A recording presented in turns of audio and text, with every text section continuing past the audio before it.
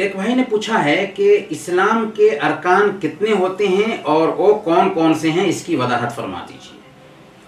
اسلام کے ارکان کتنے ہوتے ہیں اور کون کون سے ہیں، یہ اہم سوال ہے، اور ہر مسلمان کی ذمہ داری بنتی ہے کہ اسلام کے ارکان کو جانے۔ جیسے ایک گھر بنتا ہے تو اس کے چند پیلرز ہوتے ہیں، ویسے ہی اسلام کے بھی چند پیلرز ہیں۔ ان پیلرز کی جانکاری حاصل کرنا ضروری ہے، اور حدیث جبریل میں اللہ کے نبی صلی اللہ علیہ وسلم کے پاس باضابطہ جبریل امین آتے ہیں صحابہ کرام کو دین سکھانے کے لیے، اور اللہ کے نبی صلی اللہ علیہ وسلم سے چند سوالات کرتے ہیں۔ ان سوالات میں سے ایک سوال یہ بھی تھا کہ اخبرنی عن الاسلام، بتائیے اسلام کیا ہے۔ تو اللہ کے نبی صلی اللہ علیہ وسلم نے جبریل سے اسلام کے ارکان بتایا تھا۔ گویا کہ اسلام کے 5 ارکان ہیں، اور وہ کون کون سے ہیں؟ سب سے پہلے نمبر پر کلمہ شہادت، لا الہ الا اللہ محمد الرسول اللہ کی گواہی دینا۔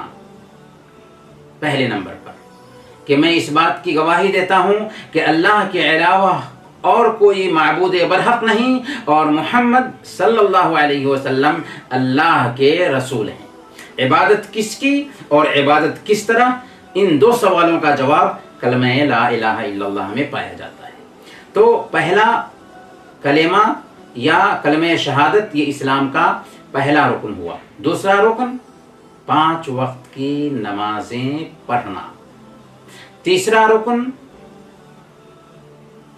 زکوٰۃ دینا، اور یہ سب پہ فرض نہیں ہے، بلکہ جو مستطیع ہے، استطاعت رکھتا ہے، اس مسلمان پر زکوٰۃ دینا فرض ہے۔ اور چوتھے نمبر پر رمضان کے روزے رکھنا، اور 5ویں نمبر پر اگر استطاعت ہو تو زندگی میں 1 مرتبہ حج کرنا۔ کتنے ہو گئے؟ 5 ہو گئے۔ کلمہ شہادت کی گواہی، 5 وقت کی نمازیں پڑھنا، زکوٰۃ دینا، روزے رکھنا، اور استطاعت ہو تو زندگی میں 1 مرتبہ حج کرنا۔